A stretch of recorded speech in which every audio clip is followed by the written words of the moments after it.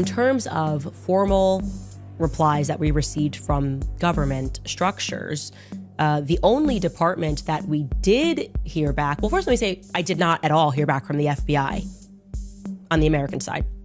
I did hear back from the counterterrorism unit. I did hear back from the White House confirming that that message had been delivered on Trump's desk, me saying that I had the information. I guess he didn't want to inquire further, which is interesting. But the FBI left me on red. And I will say I didn't go through an official channel and send an email, and I should do that. But I did send a text message to somebody very high up who received the text message. No response.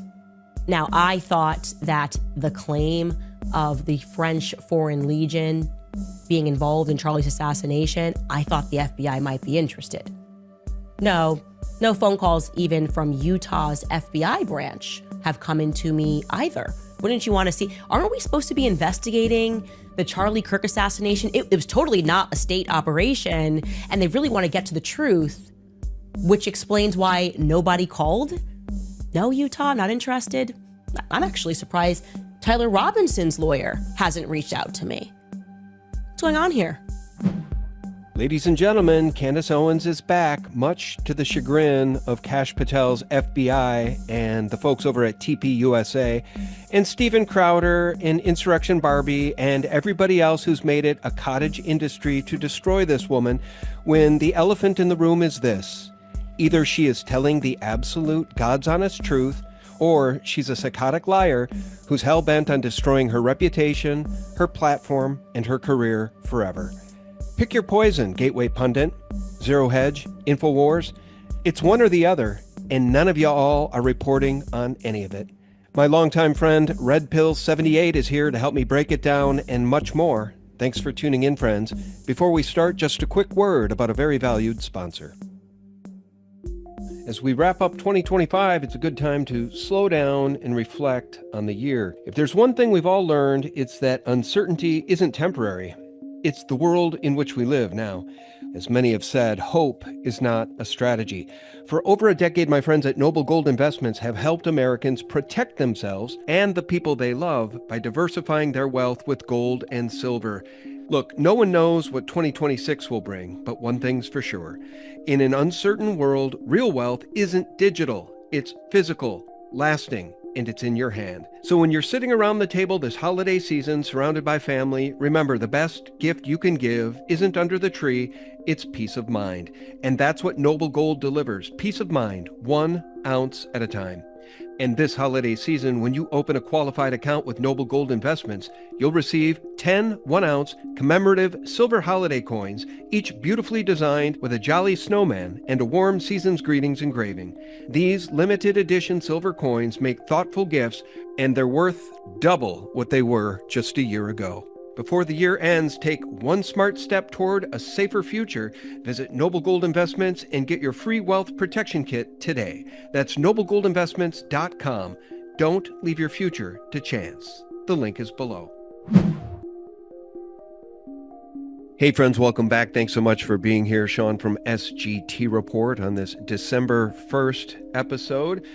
Ladies and gentlemen, 2026 is right around the corner, and I wonder if we all just took stock for a second how we would feel about 2025 year to date. Leave your comments below if you think we're through the woods regarding draining the swamp. I don't think we're even close, and I just want to mention this real quickly. My friend Pete from Days of Noah, who was on just the other day, we titled this one, Israel Exposed, the Good, the Bad, and the Ugly, as we talked about the genocide in Gaza and biblical truth regarding the Jews in Israel. Now, Pete got his feathers a bit ruffled because of nasty comments being left, and I assured Pete, you're looking at the wrong thing, brother. Just look at the likes to dislikes ratio. Ladies and gentlemen, we're over the target when we talk about the Zionist entity, and we'll talk about that and more in this one with my friend Mike from Space Shot 76. Look, his YouTube channel is back. I'm glad to see it. Mike, how are you? Hey, how's it going today, Sean? I'm glad to be here with you once again. Geez, it's been a few years since we linked up, but they're getting the band back together, I guess. But yeah, it's interesting times we're living in here for sure. Yeah, and let's remind the audience that you are one of the OGs over on YouTube, at least as it pertains to joining that lawsuit with me, X22 Report, Sarah Westall, and so many others against Google and YouTube for terminating our channel October 15th, 2020, on the back of a Media Matters for America hit piece. Now, you just got your channel back the other day. I'm still working on getting control of my channel back, but you don't have any reach. Let's just say that. Your channel's back up. How do you feel about that? And how do you feel about not having any reach on YouTube? Yeah, I mean, I've been saying it even before we got we were lucky enough to get the channel back, and I know that they're working on yours still, but I feel like, maybe like we were talking about before, maybe they're picking the winners and losers, but like in my estimation, a lot of these channels are dead, and they killed us at the right point, right? Like we were just skyrocketing up as far as views and followers, and there was a lot of people into wanting to see, oh, I don't know, a better world where we're not all oppressed and looking over our shoulders all the time.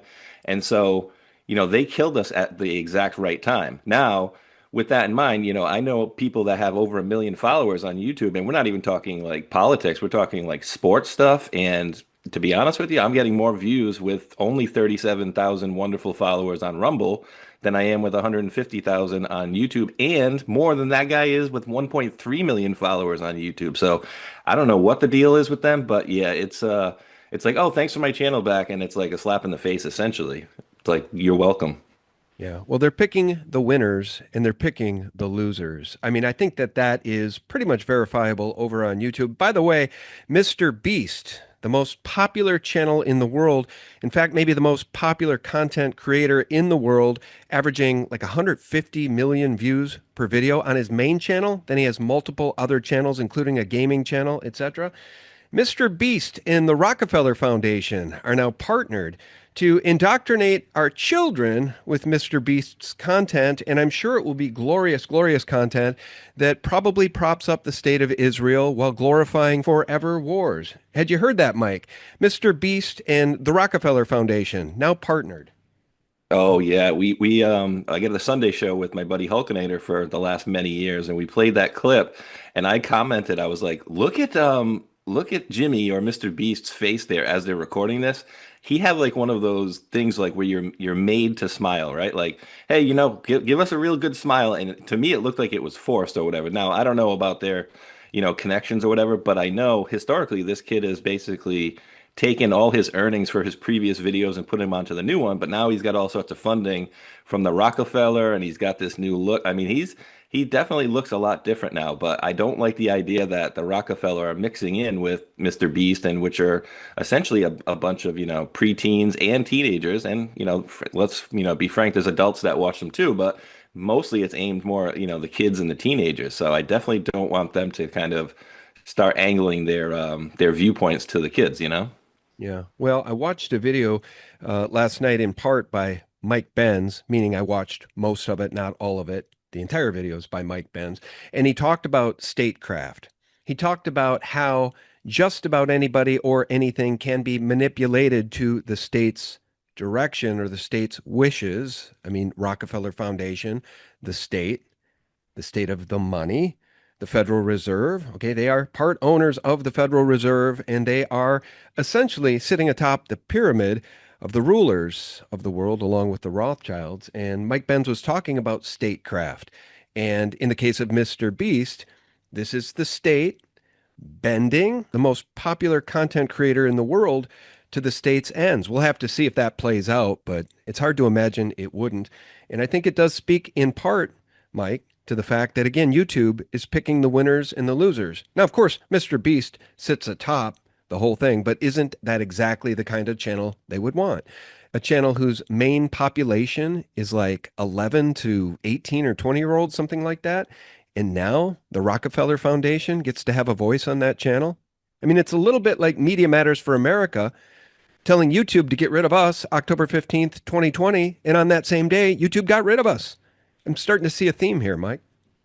Yeah, and one wonders like what is the Rockefeller group, what do they have in common, or what do they see from Mr. Beast? And of course they see the massive reach that he has. So I could definitely see them kind of, creeping in on that and trying to get some of their narratives pushed out there.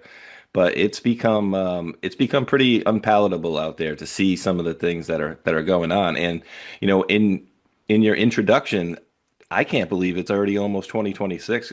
Sean, I am just flabbergasted by how fast this last month, excuse me, this whole last year went by.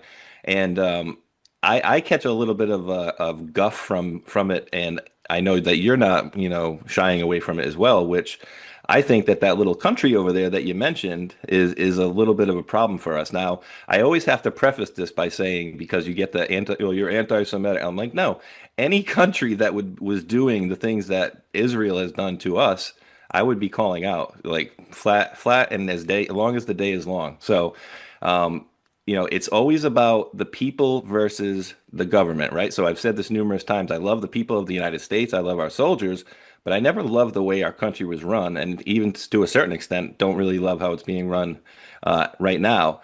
But there are definitely things that we can be doing to better our country and better our world, and it always starts with the kids for sure. It does. And in this conversation, we're going to turn our attention a little bit toward TPUSA because I know Mike's son is excited about TPUSA, or at least he was. We'll talk about that in the cautionary tale I have for Mike's son and everybody who may not be paying attention to some of the drops coming from Candace Owens and the fact that her life has been threatened. More on that in just a minute. But I want to point out that amidst the greatest economy in the history of the world, according to President Donald J. Trump, and I'm not throwing the man under the bus, I just think the hyperbole gets a little extended in these times as we see 15,000 layoffs at like Verizon, 1,800 at Target, et cetera, 30,000 at Amazon. This from Zero Hedge. Retail workers currently earning 51% less than needed to afford rent. And it doesn't matter because retailers have announced 88,000 job cuts through October. That's a 145% jump compared to this time last year. And these people already couldn't afford their rents. Mike, I've been saying, as silver, by the way, hits 58.89 today as we're having this conversation, up another 3.86%. Mike, I've been saying to my wife and others, sometimes on this show, that I think there are a lot of people suffering silently in this economy, even people who have white collar jobs and are now on the bubble worrying about being laid off right before Christmas or having just been laid off. And they might be driving around in Lexuses that they lease with the appearance of having money. But I think a lot of people are really on the bubble here, and the bubble appears to be a little fragile, maybe even popping, Mike. Yeah, and you're 100% right about Trump. I mean, I love the dude, but everything he does is the best, right? It's wonderful, it's the best, it's the greatest. And so I was listening to a little bit of Mr. Lutnick the other day and some of Besant, and they were talking about, well, the big beautiful bill doesn't really come into the beginning of the year. So they're essentially forecasting that they're going to see an upswing in the beginning of this year. I mean, I'm not an economist, so I really can't say that, but what I do know is, all of these things that they've been doing throughout the many years, they don't help the situation with all these NGOs being funded, the taxes.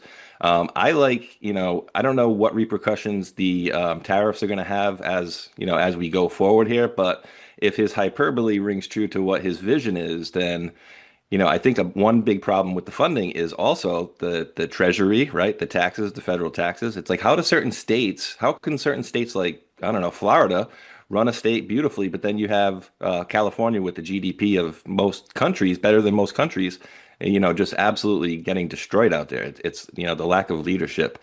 So yeah, there's definitely some work to be done, and maybe some shakeups in the cabinet as well need to be taken care of because we're also being told that maybe not all the information is getting back to President Trump, but he obviously needs to take helm of that thing and get rid of anybody that's blocking anything from him. I want to just point out, too, as we have this conversation and we move towards the Candace Owens piece of the conversation, Gateway Pundit, on the cover of Gateway Pundit today, not one article, not one news item at all regarding what Candace has uncovered or the threat of assassination allegedly issued against her by the Macrons. Literally, the president of France and his wife allegedly have issued an assassination order against Candace Owens, and nobody's covering it. Zero Hedge is ignoring it. Gateway Pundit is ignoring it. Alex Jones, I haven't heard him talk about it. Meanwhile, Tampon Tim Walz, the governor of my state, says Kamala Harris would be a strong 2028 candidate. I just want to point out The bullet we dodged here, guys. In Minnesota, the scandal is absolutely exploding. Over 480 DHS employees accused Governor Tim Walz of orchestrating a massive cover up, retaliated against whistleblowers to shield small illegal fraud ring that stole over $1 billion. And this fraud ring, guys, consisted of a lot of Somalis. So make that make sense and thank your lucky stars that this piece of human filth who should be impeached as the governor of Minnesota, thank your lucky stars he's not the vice president. I can at least say that much. And Mike, Wow. what do you make of the absolute corruption? These are the people that we are told are the best of the best of the brightest, and our leaders, people who actually make it to elections. I mean, we live in upside down world, man, and I've had quite enough. I'm ready to just step off, get a hobby farm, and call it a day. No, I hear you. Get out into the woods and start living off grid for sure. Yeah, I mean, Tim Waltz says about, the IQ of a houseplant, apparently. To even mention that she would be a great, anything is just laughable. And the whole corruption thing about, the Somali population and doing what they're doing, they're saying, oh, well, it kind of all goes back to, Ilhan Omar. And it's like, well, of course it is. And even if it doesn't, like she's basically a representative in that area, which, remember she married I call it her brusband, her brother husband or whatever. I mean, they basically admitted to immigration fraud essentially. And so, yeah, they definitely need to clean this stuff up. And there's a difference between giving aid to help, people in certain countries versus them coming here and just absolutely stomping all over the system and taking every privilege given while Americans get to basically sit at the back of the bus, essentially. The back of the bus. Meanwhile, they'll prop up Gavin Newsom. You just wait for it. They'll prop up Gavin Newsom while Drudge does these sort of hit headlines regarding Trump. Never been more isolated, out of touch, approval fallen to 36%. Maybe it's all true, but I'm telling you, we live in the Matrix, and who's to know what is or isn't true anymore? And that brings us to the Candace story. Mike, have you been following Candace's allegations regarding the Macrons and the two Egyptian jets said to be filled with military subcontractors that were on the ground in Provo the day Charlie was shot? Have you been following that at all? Because I'm Oh yeah. amused, I'm befuddled actually, that it's being ignored even by Alex Jones, Zero Hedge and Gateway pundit. Oh, yes, I've definitely been following it, and I find it interesting that a lot of people out there are just like, "Oh, I don't believe a word Candace says," and I don't even call it the Charlie Kirk shooting anymore. I call it like the incident because the official narrative on that thing was just so wildly ridiculous. And we have these Egyptian planes that are coming in, and then, like you mentioned, she's now being essentially threatened by the Macrons, and we know about the history of her allegations about Macron's wife, possibly allegedly being a man, which seems like it holds some validity. But the idea that nobody's covering it, it all goes back to the same issue, which is, in my opinion, I think probably one of the biggest problems out there is the media, right? Because let's be honest, Sean, if we had an honest media that was actually telling the truth out there, most of these things wouldn't be let to be going as they are, right? Like if people really knew what was really going on in some of these areas, rather than just kind of spouting the deep state line all the time, people would have a good handle on what's really going on, and they wouldn't be able to just lie 24/7. Like I'm sick of it as you are, Sean, as far as like I keep getting text from like my anti-Trump, co-workers and stuff like that. Just it's 100% of the time orange man bad, and it doesn't matter, what is said. They just pass it along and they do minimal research. And I cannot believe, Sean, that silver is up to 58. Back when I started, telling folks on my channel to do it, gold was 1,700 and silver was $17, and that was I think 2019, I want to say. So, what is that? Is that the value of all these metals going up, or solely a mix of that and the money value going down, the American dollar going down? I think it's probably a mix of both. It's a mix of both, and the silver story is interesting because of the paper manipulation and the paper schemes and the paper promises, said to be over 300 ounces of paper silver for every 1 ounce of physical in the vaults at the LBMA and the COMEX, and there's smoke coming from those vaults because folks are demanding and standing for the physical silver delivery. So I don't think this story is over yet by any means, and evidently it would take $215 for 1 ounce of silver to reach its 50-year all-time high in 1980 in today's dollars. So $50 all-time high in 1980 equates to $215 today. Now, getting back to Candace and TPUSA and statecraft, I would make the argument that it definitely appears as though TPUSA has been infiltrated by a Zionist entity to steer that powerful vehicle away from Christendom and back toward an Israeli-centric view, Israel first view. And I want to play this clip because it's really cool, first of all, that your son on the left, Mike, got to appear on Fox News, and this is following Charlie's assassination. And evidently it's in response to a teacher saying something really disparaging about Charlie. What did the teacher say? Well, essentially, the teacher went on TikTok and put out a video and said, basically Charlie got what he deserved because he was a disgusting monster who spewed hate. And of course, that along goes with what I was talking about before, which is these people will just pass along anything that they hear, right? Because if they genuinely really watched any of Charlie's videos, he wasn't really hating on anybody, right? He was very complimentary to people that were talking to him. He was very kind, and he didn't. I think I ever seen him lose his temper once, and I don't even think it was on one of those ask me anything type of situations. So, yeah, this teacher went over and above, but get above and beyond to be rude. But guess what, Sean? At the end of the day, the teacher ends up getting put on leave, which I understand is paid. Like a police officer may do something to somebody, like they got put on paid leave, just like this teacher gets basically put on vacation for a month or two and is now back in the school. Typical. Well, the teachers union remains one of the most powerful unions in the country, and they worship at the altar of demon rat ideology, including abortion on demand. Let's just play this 1-minute clip again. Mike's son is on the left. So, yeah, and then you decide to take action while the administration decides if he should be fired or not. Caleb, to you, what do you expect to accomplish when you get the green light, and we hope it's going to be eventually, to start this chapter? What do you hope to accomplish in doing this?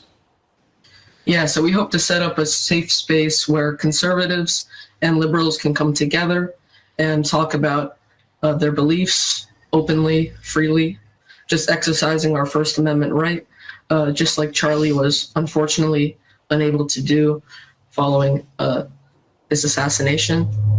And adding on to what he said about motivations, yeah, what he said about a dead man, whether you like him or not, that's nasty to say to somebody or about somebody that was politically assassinated. Your son's very articulate. Shout out to Caleb and his Bob Dylan hairstyle. I dig it, actually. He's a cool kid. You must be very proud. Now, does Caleb worry, does his friend Braden worry about the infiltration that I am seeing at TPUSA? Have they been to TPUSA events?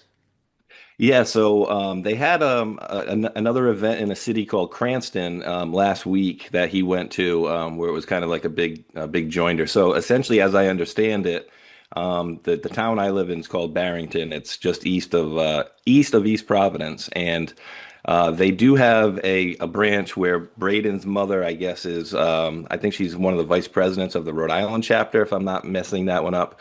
But they're also trying to get one in our town. So they already have one in Rhode Island, and they're trying to add ones for specific towns.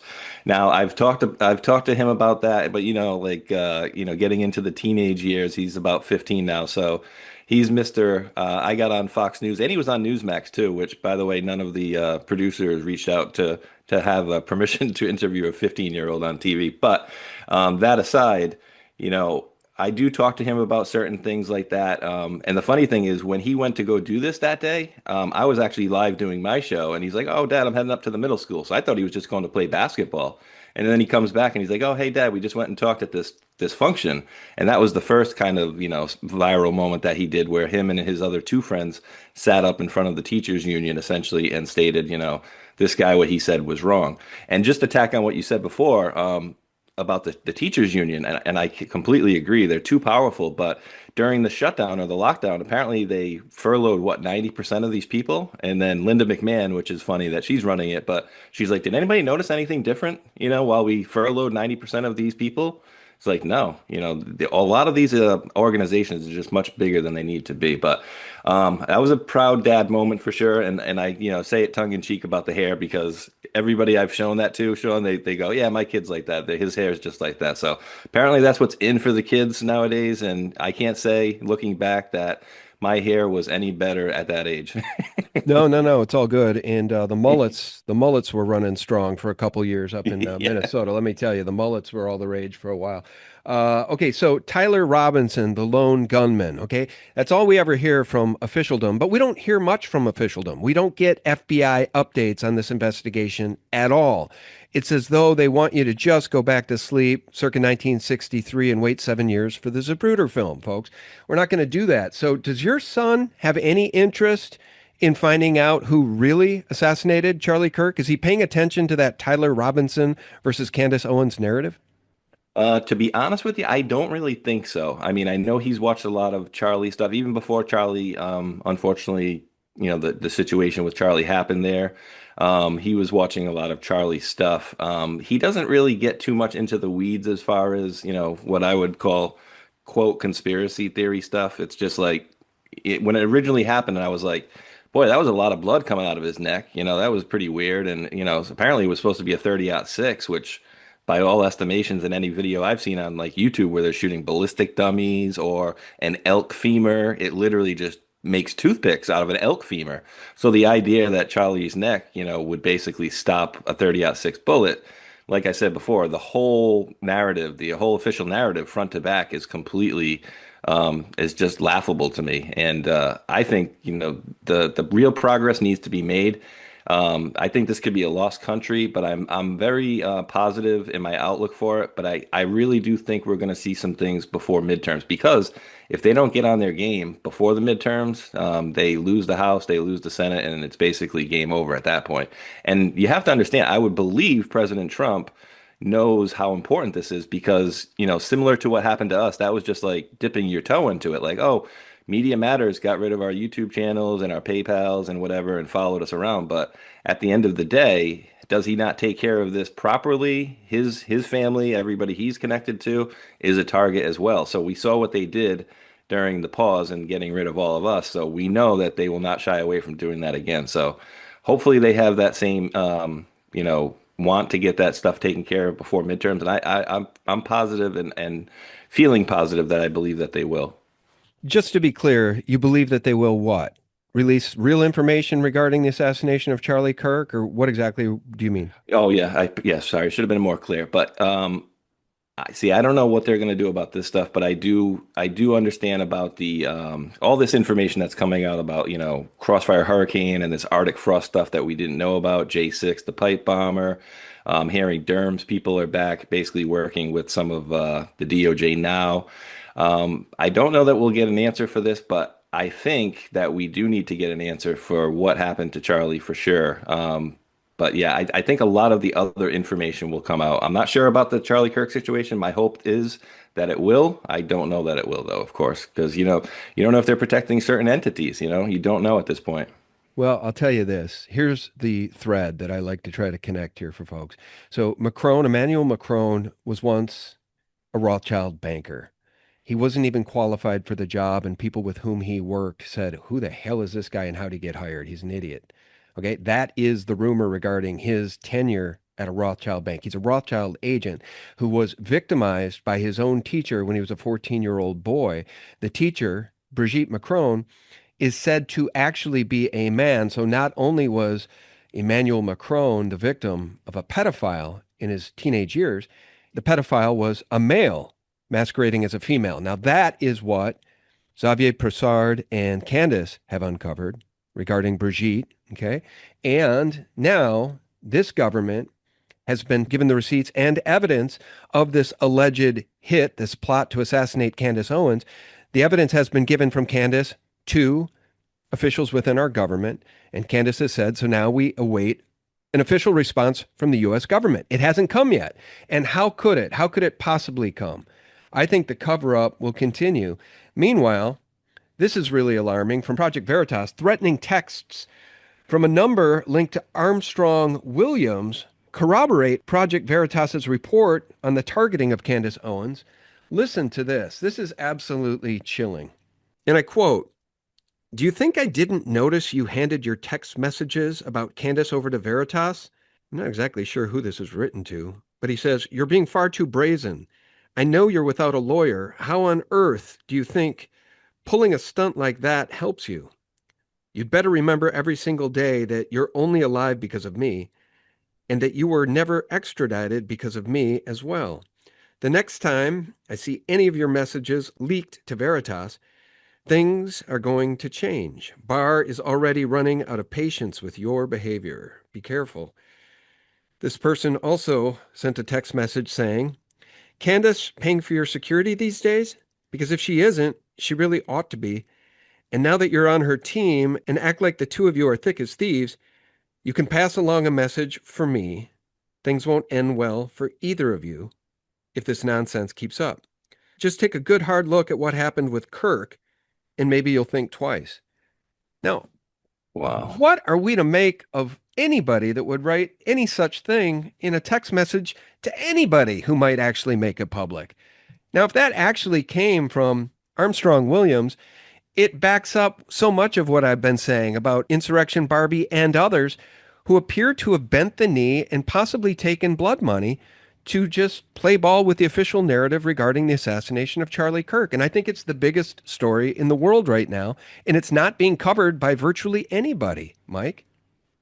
Yeah, this definitely needs to be covered. And again, it goes back to the media who will not cover anything that is basically, they would look at this and call it, oh, well, this is like conspiracy laden. And it's like, no, well, we have proofs, we have credible threats, and somebody needs to protect her. But you're right, that threat right there, you know what that reminds me of? That reminds me of the message that Harley Pasternak sent to Kanye. Remember, like basically, if you don't play right, I'll basically drug you up, and you won't see the kids ever again. Like that's how these people are talking behind the scenes. And then it's like, well, how connected is that guy that he's writing that message? So he portrays himself to be like a podcaster or a news guy, but behind the scenes, he's actually threatening people out there. Like, yeah, they need to get all this stuff out on the table ASAP.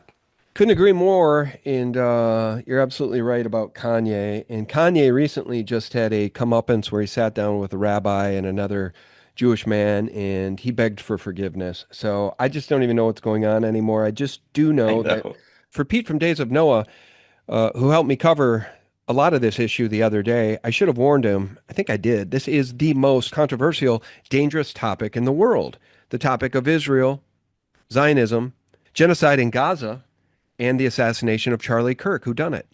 Who done it? Right now, all roads lead back to a nation state, and it's actually looking more like France than Israel. Interesting. To a nation state, absolutely. And I want to play this regarding Operation Mocking Pastor. So many of these pastors were paid. They accepted money. They were paid in Bitcoin to disparage Candace and Tucker at Sunday sermons, And it's failed pretty much miserably because Candace still has one of the most popular podcasts in the world, although last week she put it on pause for an entire week, probably because the U.S. government said, you need to lay low while we figure out what we're doing here. But Operation Mocking Pastor has failed categorically, and TPUSA has been infiltrated by these Zionist pastors, most of whom who seem to have ties, military ties, familial military ties to the U.S. military. So let's listen to this clip, retweeted by Candace, from a young woman who just attended a TPUSA event. And here's what she witnessed. So I went to a TPUSA faith event tonight, and I want to talk about it. Thinking that I was going to enjoy myself and learn things because TPUSA is obviously a conservative faith-based foundation, or so I thought. I thought I was going to be informed about politics stemming strictly from biblical principles, and that's not my experience. So right off the bat, the speaker comes up and before he even gets into preaching or talking about politics, he begins by calling out Candace Owens and saying that she is evil and anti-Semitic and what she's doing is evil. I immediately wanted to leave. I didn't want to be there any longer listening to this nonsense because right off the bat I know that that's just not true. And the only reason I didn't leave is because on the way in I basically got like security checked like 5 times because there was armed men like standing everywhere in front of me. They were very suspicious of me. Like, I don't know. There was also an armed man on stage, like hand on his gun. Like, the security was everywhere. You know, let me pause it there. Perhaps we'll continue to play this, but Mike, I want you to chime in on what it is that would cause somebody standing on stage in front of a bunch of young people to call Candace evil and to say what she's doing is evil. What is it, do you think, that they think is evil? Is it that she's uncloaking the truth about the infiltration of TPUSA? Is it that she's uncloaking the truth about a nation-state operation, a military op to murder Charlie Kirk in cold blood in front of the whole world? Is it because she has said there's a genocide happening in Palestine? Or all of the above, Mike?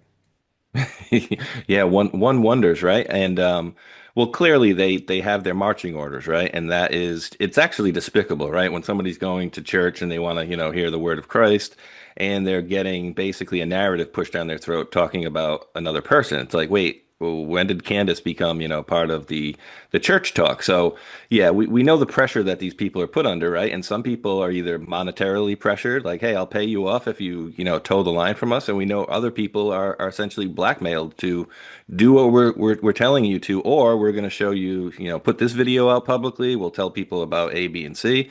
So yeah, it's clearly a pressure campaign, and they want her to shut up. But like you said, dude, she is just killing it on YouTube, amazingly somehow. So it begs the question, how she's doing so good, and they haven't put the brakes on her because, as you mentioned in your previous statement about a certain nation state, that me and you are more than willing to call out, and I think we actually kind of we feel the repercussions of that, while other people, or most other content people, basically get a free pass on certain things. But we will call out that nation state, while others won't. And I'm not going to cite any channels, but there are other channels out there that are big and get lots of views that will never say a bad word about that certain nation state, but don't seem to have the problems that we do. And it's kind of amazing, isn't it?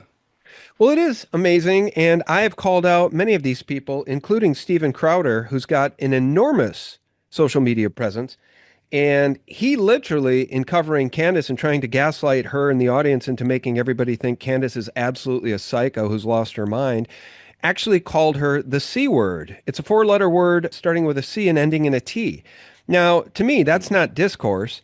That's just ad hominem trash, right? These are people who I believe have bent the knee. We'll continue playing because I think it's interesting that there are now armed men standing on the stage at TPUSA events. Where were the armed men protecting Charlie's life on September 10th? And I was like, I just don't want to deal with it. Not that that's necessarily a bad thing, but it just didn't feel right. So I'm in this church and I'm listening to this TPUSA speaker go on and on about Tucker Carlson, Candace Owens, and how they're evil and anti-Semitic. And he basically indirectly is saying we should support Israel because Jesus was a Jew and we wouldn't have Christianity without Judaism and blah, blah, blah. Obviously, I disagree with that. What they're doing in Israel is evil and they're so corrupt. It's insane. And telling Christians that they should be supporting this evil doing because these people are Jewish, and if you don't, you're anti-Semitic, it's wrong. And also, I don't think Charlie Kirk would stand for that. We know, as the weeks before his passing, he was starting to call out Israel and question Israel. And Candace Owens was his best friend. Full stop. I believe that's true. Okay, if we're to believe any of this, and these people aren't all groomed for their roles from birth, which is possible. I've actually left the door open slightly with my wife as we talk about this stuff at night. It is possible that even Charlie was groomed for his role, maybe unknowingly. But who are his parents? We never saw his parents. We never get to see his parents. We don't know where the body was buried. We don't know where the grave is. We don't know what the coroner's report looks like. They seized all the video from the hospital he was taken to. I mean, there are more questions regarding the assassination of Charlie Kirk than there are regarding the assassination of JFK. And we don't have to wait 7 years for the Zapruder film. So I just find it fascinating that this young lady is recognizing the truth, and she can't be gaslit. Mike, if there's good news here, it's that young people are waking up in droves because this system has thrown them under the bus, economically and otherwise, and they cannot be gaslit anymore. They know what a genocide looks like. Even when they're asked not to believe their lying eyes, they know what a genocide looks like. And a genocide looks like Gaza. And you know what? For Tucker to say that, and Candace to say that, and me to say that, and you to say that if you do, does not make us anti-Semitic. It just makes us realists, pragmatists, truth tellers. Oh, absolutely. I mean, you can't really look at that area in Gaza and come away with anything other than it's just horrific, what was going on there. And, you can go back and talk about the history of things, but like, I think the kids nowadays, I'm pushing 50, next November, I'll hit the big 50 finally, Sean. And, when we were kids, if we wanted information, we would have to go to the library, right? We'd have to go pull out a book or a magazine or something like that. Nowadays, and of course, the last 10 years or so, they have all this information readily available at their hip. A lot of kids, phones, tablets, information, so they can look this stuff up pretty readily availably and quick. Whereas, we had a little bit of a lag, of course. But I feel like the kids nowadays, they are getting sharper. And I've said this for a long time. Even when I was a kid, I was like, I think the kids are getting smarter. Like every year, like we were smarter than say a couple of years ahead of us in high school, and I think every generation is getting a little bit smarter out there because of the technology. But people are seeing through the facade, Sean, and it's not cool anymore. It's when we see something like that. And can anybody explain to me, Sean, what that guy did the minute that Charlie was shot? This guy comes and makes a beeline, jumps right over that table, grabs something, puts it in his back pocket, comes to the other side of the corner, clearly takes that thing out of his pocket, hands it to somebody who then runs off. We had two people that basically stormed Charlie's desk at that time, and they both ran up to the thing, and within, I don't know, 5 seconds maximum, were both running off. So it's like, well, what the hell was going on? So nobody can ever tell me that, oh yeah, this guy with the 30-06 on the roof, and then he jumped down, and maybe he took the rifle apart, maybe he didn't, and then maybe he went to the woods and reassembled it, maybe he didn't, and then maybe he wrote a friggin' email that had proper grammar, like kids nowadays don't ever talk, right? I mean, the whole story is completely laughable, but in my estimation, that cleanup that they did right afterwards is very telling, and there's so many like just really big problems with that video. And then you have the guy in the beginning, like as soon as it happens, I did it, arrest me, and it's like, wait, what the hell? And that ended up backfiring on that guy because he had child pornography in his phone when he got arrested for that. So yeah, it's been a wild couple of years here. President Trump been shot at, and Charlie Kirk with this situation, and it's just, when is enough until they just say, hey, you know what? Maybe we need to go in there by force and take over the news stations and make them tell the truth, essentially, because that's really what it's going to come down to. Until we have people that are out there willing to tell the truth and not, more concerned about basically taking home millions of dollars, then our country can progress. But I think that's one of our huge roadblocks is the media at the end of the day, and certain countries that may push medias into certain narratives.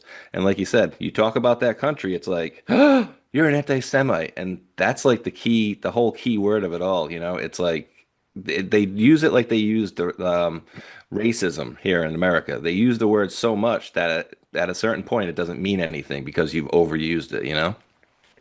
Well, I think that's right. And it's just a bridge too far for many these days because we do know what a genocide looks like. And it's hard to cover up what they've done to Gaza. It's hard to put a pretty picture or smiley face on that as they bomb the hell out of men, women, and children. Women and children specifically still to this day. And do you follow Stu Peters at all? I don't typically play Stu's clips on my show because I think he's a bit of a lightning rod. And there's a piece of me that wants to get Flat Earth Dave back on my show because I think Dave thinks everything's fake.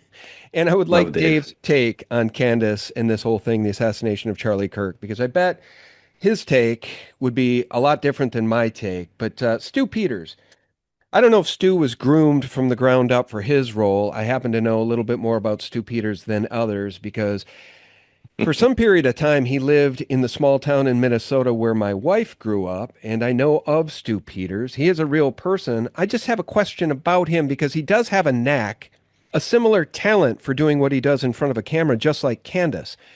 Sometimes evidently without a teleprompter, without editing, without any ums or ahs. He knows exactly where he's going as though the script is memorized. And it's to his credit. Okay, I give him that as a tremendous compliment. But how? Where did he come from? He came out of nowhere just a few years ago, and now it's always Jews, Jews, Jews. At every turn, it's the Jews. So I do have many questions about Stu and Charlie. But here's Stu Peters talking about TPUSA and Charlie's supposed friends. These are the people who worked with Charlie Kirk every day, from Colvett to Boyer to his wife, Erica, Mikey McCoy, Rob McCoy, a pastor who I called on the phone and I asked him, why did you lie about Mikey McCoy being covered with blood? And he hung up on me. I don't want anything to do with this. Why are these people lying? And why do these people refuse to have these conversations?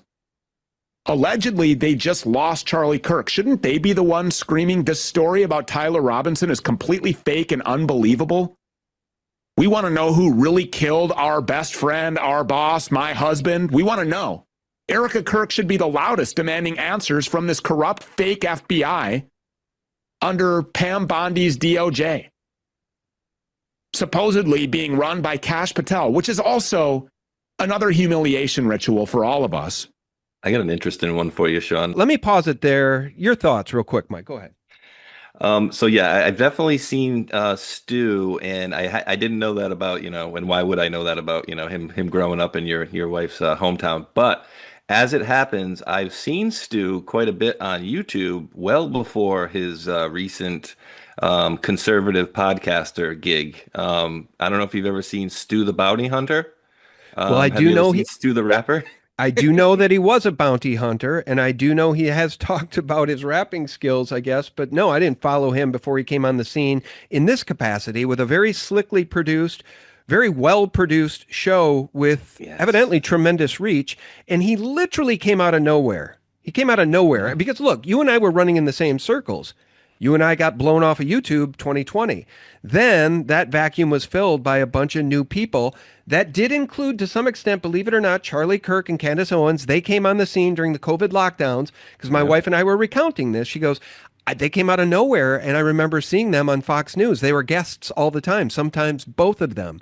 So after that hole was blown through YouTube, leaving a vacuum, okay, October 15th, 2020, that hole was filled with a bunch of new people, some of whom are doing really great work like Jimmy Dore. But I think my question regarding where did these people come from is a valid one.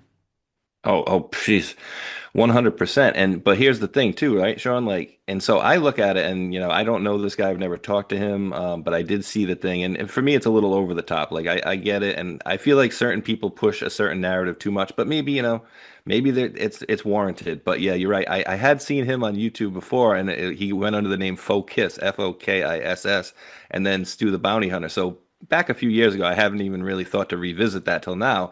But back then I was looking at that like, okay, well, I see this guy who was a rapper, and then he was a bounty hunter, and now he's like this conservative newscaster, but he's got all this high priced, set behind him, and apparently a lot of funding behind him. So a few years ago when I saw that, I was looking at it as a person that's like, well, this guy just wants to get famous and wants to get in front of a camera and will do whatever it takes to kind of get that clout behind him. So I don't know if that's, what it is, but that's what I felt when I first realized that a few years ago. It's like, where'd you get all the funding for like this huge set that you got behind you, and all this stuff as far as like crazy views, and you got all the scripts essentially, like you said, he's got content for days. He'll keep talking and talking and talking, and the other question I'll pose to you is, what were you doing 10 years ago, Sean? I know what you were doing 10 years ago because I was listening to you, right? And, what was I doing 8 years ago? I was doing this stuff. So, me and you, and you much longer than me, like much, much longer than me, have been trying to do this thing where we're focused on wanting to straighten our country out. And that's been our main goal, is just like, let's not overburden us. Let's leave us alone, and let's like live together in peace. It doesn't have to be this them versus us scenario, which I always thought at the end of the day was never a good idea, right? Like, oh, Sean, you're a Republican and I'm a Democrat. You got a great idea, but you know what? I can't vote for you because you're on the quote other side. Even though it may help millions of Americans or the majority of Americans, I just can't vote for what you got, Sean, because you're on the quote other side. And that to me is just disgusting.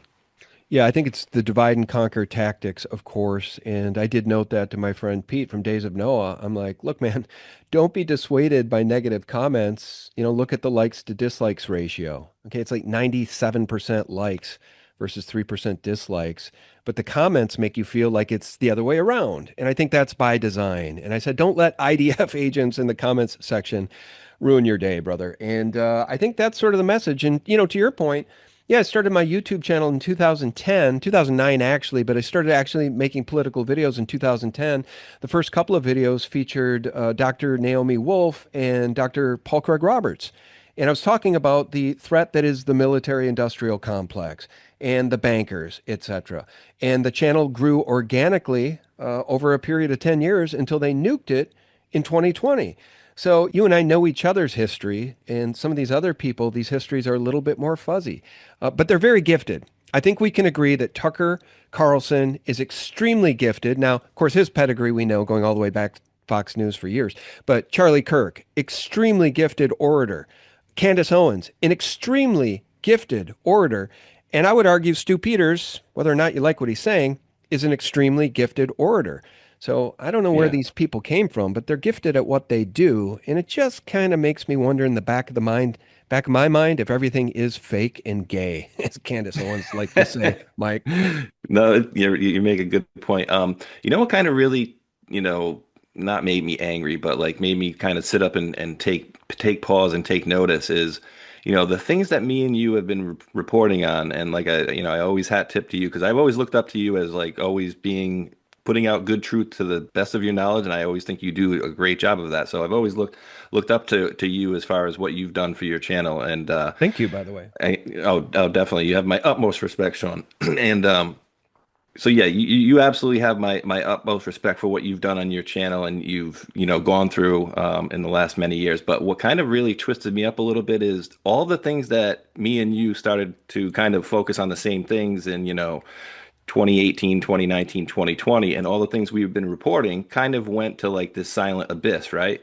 And then you had these two guys or two or three guys that came out, and you mentioned one of the guys earlier, Mike Benz, who, again, brilliant guy, does a great job. I think he was a speechwriter for Trump. But then you had the other two guys. What was it, Schellenberger and the other guy? And they came out essentially reporting what me and you have been reporting to the people for like the last 3 years, and it's been this huge epiphany. It's like, did they need that? Maybe the other side needed some people that were maybe former Democrats or not, always just conservative to get the information out from the other side. But I'm like scratching my head, like, yeah, everybody's, sharing their information out there like it's this great epiphany, but me and you and many others as well, not just me and you, but many others have been reporting on this same stuff for years. The Biden stuff, the Naboo stuff, like the $1 billion, you're not getting the billion. It's like, no, we were shouting this from the rooftops, but only after some of these former, and I put air quotes, these former Democrats come up and start putting out the information, then a bunch of people listen. So I'm almost like, is that part of like how they're trying to roll this stuff out? Well, you may not be wrong. And I guess I am really concerned about, I always have been concerned about the future of the Republic, but I was naive enough. And again, it gets me back to Flat Earth Dave and even Jeff Berwick, to the extent that he's an anarchist who doesn't believe in any government at all. These guys might be right. I mean, it might just be that the governments are so hopelessly corrupt and basically bought and paid for by the banksters in the military industrial complex that there is no actual escape for humanity. But I don't want to look at it that way. More and more, I think people are starting to look at it that way. By the way, guys, this from Face of Shame, the White House and counterintelligence agencies have confirmed that Emmanuel Macron attempted to organize the assassination of Candace Owens. Now, I'm not sure how this person can say that.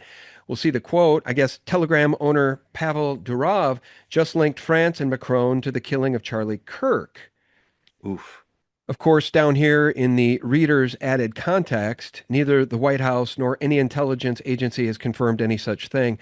And that's the way I see it, too. I've yet to hear the U.S. government come out and say one word about this alleged plot to assassinate Candace Owens by the Macrons. But I will draw another through line, guys, a thread that you guys can connect. Again, Emmanuel Macron, abused as a child, groomed as a child by a pedophile. Emmanuel Macron, a Rothschild banker, the same Rothschilds who, through the Balfour Declaration, got their Zionist state of Israel in 1948. So there is a connection, in my view, between the Macrons, France, the Rothschilds, and Israel. So make what you want of it, friends. I would dare say, though, that it is more likely that there was a well-orchestrated conspiracy involving multiple people at the very least, if not nation states and military apparatus, to assassinate Charlie Kirk. That is more likely than Tyler Robinson, the lone gunman, for which none of the official story adds up. None of it, Mike. Not one thing. So we are now living through the most gaslit times in human history. That's why I keep saying this is the biggest story in the world right now. Whether you like it or not, whether you like Candace or not, whether you liked Charlie or not, whether you like TPUSA or not, this is one of the biggest stories, if not the biggest story in the world right now, and nobody's covering it. Why? Mike, why is Alex Jones even ignoring this? Why is Zero Hedge? Why is Gateway Pundit ignoring this story? Because look, even if Candace made this all up to gaslight everybody and destroy her reputation and destroy her career, if she did this on purpose to do all those bad things, then that in itself would be a gigantic story. But nobody's talking about it, Mike. True. I'll probably butcher it a little bit, but I'm going to quote Isaac Cappy. Epstein had a whole mother effing media matrix in America, and I'll bet you that Alex Jones was one of them. Prove me wrong. That's his quote. I'm kind of on the same line as him. I think he will toe the line that they're being told to toe, or he's being told to toe. But I never see him kind of go out against that nation state. But here's another one, Sean, that I don't know. Whenever I mention this name, some people say, "Oh, they're kind of like fringy," and I'm like, "Well, I'm kind of fringy and conspiracy-ish, I guess you could say." But there's a woman who, Susan Kokinda, I think, and I think she used to represent or be with this LaRouche group or whatever. But basically, what she's coming out and saying is that, like, at the end of the day, and I'm not trying to take any pressure off of any certain country, but she's basically saying at the end of the day, the real enemy behind the enemy behind the enemy is the country that we ran away from in the late 1700s was actually the UK. And so they're MI6. I mean, is there any difference, though, between them all, Sean, at this point? Like MI6 and Mossad and CIA, and they all work together, so they may as well be the same group, and they probably are at the end of the day. Well, I think that is the elephant in the room, is that all of these, I just talked about this with Harley Schlanger, and he's got such a gift of historical knowledge. He's got the receipts. And I asked him that. I asked him just that. I said, when we really look at the big picture, Harley, is it not true that the banksters essentially own the intelligence agencies? The banksters created the intelligence agencies, MI5, MI6, and by way of that, the CIA. And he unloaded the receipts, saying, yes, that is basically absolutely true. So that is the paradigm in which we live. And I don't know how anybody tears this thing apart and rebuilds from the ground up when JFK tried to do that. And we saw what they did to JFK November 22nd, 1963, Mike. Yeah. And whether people believe, what happened to Trump or not, he was taking a shot, was taking a shot at him anyways, right? And I look at the actions of this last week, I'm not to change the subject or take any pressure off of that, but like these people that are being called like the seditious six, Sean, like this whole thing about them coming out of nowhere and saying like, oh, you guys only need to follow legal orders, right? They know what they're doing. They're hoping that the main average person or the average everyday normie doesn't. But even Slotkin was asked after the fact, are you aware of any illegal orders that President Trump's given? Well, I'm not aware of any, illegal orders, but they certainly are doing some mental gymnastics, right? And so they know what they're doing. But I look at that as like them being panicked right now. And you could take that for what you will, but I feel like a lot of these things just nicely are dovetailing back into the limelight right now, into the spotlight, limelight, whatever you want to call it. But all these investigations, with Arctic frost coming in and Crossfire Hurricane, the 2020 election, the pipe bomber. I mean, that whole thing is just crazy with they're saying, oh, it's 90% chance it was this woman. And then you got the FBI coming out saying, no, it's not. So it all goes back to, in my opinion, they are going to have to do some seriously big legwork before the midterms. Because if they don't, I think a lot of hope will be gone from a lot of people because you already have people trying to fracture the movement by, saying this person's this and this person's that. And it's just like we need to get together and save our country and stop putting the personalities, because that's the problem. And I see it as well from an internal side of things. Like I've already said, the media, in my opinion, is one of the biggest problems. But from an internal side of things, on, say, the conservative side movement, the Democrats are more of a well-oiled machine. They all know what their mission focus is, and they all step towards that motion, right? Whereas a lot of people on our side are kind of clawing over each other to try, oh, I want to be the top guy, or I want to be the best podcaster, or I want to be the most clicks, or whatever, when it shouldn't be about that. It should be about the mission, which is making our country. And what I want to get back to is a constitutional republic and get rid of all this corporation crap, because that's, in my opinion, where the big problem started. Well, the problem is, man, and we can wrap this up, but as we round out the conversation, the problem is that every single Congress critter and senatorial goblin has an Israeli handler. Okay, that is not a republic, a constitutional republic anyway. And the demoralization campaign against the MAGA movement, I also have to put the pin on Mr. Trump's lapel for sort of leading the charge as he disparages Marjorie Taylor Greene for talking about Gazan genocide, as he disparages Thomas Massie. And that alone is really putting a rift right through the MAGA movement as we move towards these midterms. One wonders if it's all by design. Honestly, if you controlled the whole chessboard, and by the way, Mike, if you had AI and AI capabilities long before they were released to the public, I'm talking about the controllers of the universe, if they had AI technology, which they undoubtedly did before it got released to the public, they could have written these narratives out with the help of AI. I'm not even kidding. I'm not making that up. It really sort of feels like we're in the Matrix. I don't know if we are, but it kind of feels more and more like we are in the frickin' Matrix, Mike.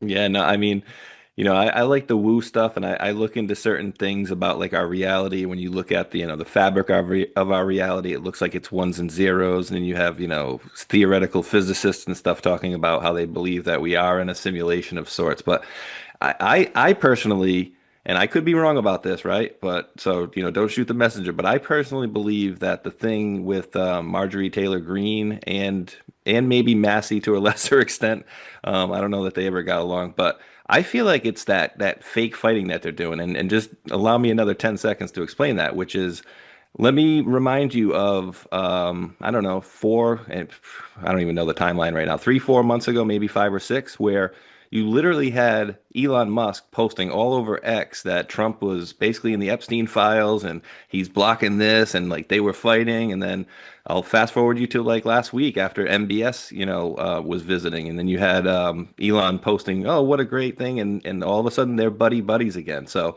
I feel like it's to get pressure out onto these things, and what a better way to do it, where you have Marjorie Taylor Greene going on The Voice and not being shouted out, right? She's able to get out there and say, well, they're doing this, this, and this, and this, and you're actually having the other side listen to them in a calm manner and not just, willing to cut them off at every second. Say, yeah, but this, and yeah, but Trump did this and that. And so I'm looking at it like that, and I may be proven wrong, but hopefully I'm not. But they do this, and I think 100% that it was exhibited by Elon Musk and Trump's fake fight. I call it a fake fight. Well, let me push back gently and say, I don't know that you're right. I hope you're right, but you might be wrong, because in this case, MTG has announced her resignation from Congress. She says, I have no interest in playing, battered wife here with the Republican Party, getting my butt kicked around all day long like I'm a traitor and hoping it gets better every day. So she literally said that in her resignation speech, and she's not wrong. She's not wrong, because many of us who have stood up for Candace, right, and who are demanding a real investigation into the assassination of Charlie Kirk, well, we've taken heat too. Meanwhile, everybody else who bent the knee and has gone out of their way to disparage Candace and Tucker on Twitter, those people have reach. Have you noticed that? Some of the biggest names in the world are going out of their way to disparage Tucker and Candace on a bi-daily basis, sometimes a daily basis. And those are the channels that are unthrottled. I'm so throttled, man. I get no reach on Twitter. So I just want to point that out. All right. Dude, yeah, and do I 100% feel you. When we used to have socialblade.com, I could look up the stats per day, and I would gain like 15, 20, 15, and then literally lose 12, lose 20, lose 15. So 3 days of gains and then 3 days of double-digit losses on X. I've never seen, I can't even remember the last time I've unfollowed anybody on any of these sites. So yeah, we're definitely being pressured, and the people, like you said, that are willing to jump on and attack these people are being floated to the top. So, maybe I need to throw some hate towards, I would never do that just to get clicks. But unfortunately, there are people out there that will do that just for clicks, Sean. But me and you are above that, and we hold true to what we believe in. And I'll kind of put my kibosh in this, and which is I will be all in with screaming from the rooftops. Have they not exposed anything with that certain nation state in the Middle East and maybe even UK? By midterms, I will be leading the charge, screaming from the rooftops, like, no, but what about this country? Like, no, they have too much power here. They need to. And I think a lot of people will have had enough at that point as well, Sean, and will be, willing to jump into that with you. But I think more people should be, because we do need our country back. Well, from your lips to God's ears, I'll say one last thing regarding the people who do nasty things for clicks. A lot of those people do nasty things for more than clicks. They do it for the blood money. They bend the knees. They take the Judas money to do those things. And I, for one, do not want to be remembered as Judas. We'll just finish this from the skiff over on Twitter here. Sources in contact with Candace within the agencies allege that Charlie Kirk's assassination involved French legionnaires and indeed did not act alone, meaning the French legionnaires did not act alone. They had other help, ostensibly from our own government or another nation state. Now, for security reasons, the skiff writes, Candace Owens will not be airing her show this week. That was last week. This is a lot more serious than you may believe. Nothing will change until we set our differences aside and take down this cabal of tyranny and corruption together. Please keep Candace Owens and her family in your prayers. Absolutely is what I would say to that. And Candace, I look forward to her show this week. I hope she's coming back, but our prayers do indeed go out to Candace and everybody listening, because I really do think a lot of people are being thrown under the bus, economically speaking, and people are silently suffering in our country. My prayers go out to all of you. And first and foremost, my thanks to Mike from SpaceShot76. Mike, let's show your YouTube channel here again. You got this back when? Just a couple of weeks ago? So interestingly enough, you know as well as I do, we were all kicked off October 15th, 2020, and I woke up October 15th, 2025 to messages, "Hey, your channel's back up." I'm like, "Whoa, that's weird." But yeah, it's in my estimation, it's pretty much dead, dude. Like, to not even be able to hit 7,000 views on a channel that has 150,000 wonderful followers on that channel, it's a laughable situation. So we know what they're doing, and we know what they've been doing. They don't want truthful people telling the truth, as much as it might hurt certain countries or certain people's feelings. Well, that's right. And I guess my channel's back up, but I have no control over it because they have associated it with a email account that's not mine, that evidently links back to an old brand manager I had. So they had like manager status, and I'm trying to work with them.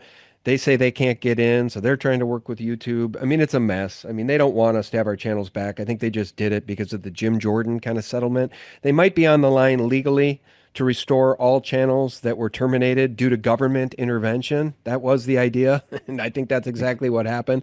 The government basically, along with Media Matters, ordered that our channels be taken down, and they were. And then a couple of weeks later, they stole an election and rolled out a bioweapon masquerading as a vaccine. So nothing to see here, Mike. Nothing to see here, right? All right, brother. Thank you so much. I appreciate you coming on today. Hey, it's been a blast, Sean, and definitely love to have you jump on my channel sometime. So let's definitely stay in touch, and let's keep the truth moving for sure. All right, brother. I look forward to that, and I thank you. Guys, I'll leave a link below to SpaceShot76. If you guys are still subscribed to YouTube, I'm not, because I don't have a channel. They don't even let me subscribe, so I can't actually subscribe to people's channels or give them likes, at least for the time being, 5 years and running. But SpaceShot76, I'll leave the link below. Give him a follow, guys. I know he'd appreciate it very much. And I'll remind you guys every single day for free. Check us out to get the real news, the antidote to corporate propaganda 24/7 at sgtreport.com. And until next time, may God the Creator continue to bless you and yours, friends. Bye-bye.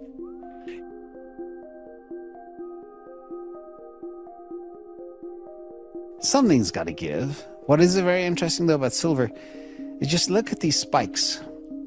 A 3-year-old can tell you what happens next, and that is silver spikes, like it did in 1980, and then it mean reverts big time back to where it came from. 2011, spikes, and it mean reverted back to where it was in 2008. And here we are, third spike in nearly 50 years, more than 50 years.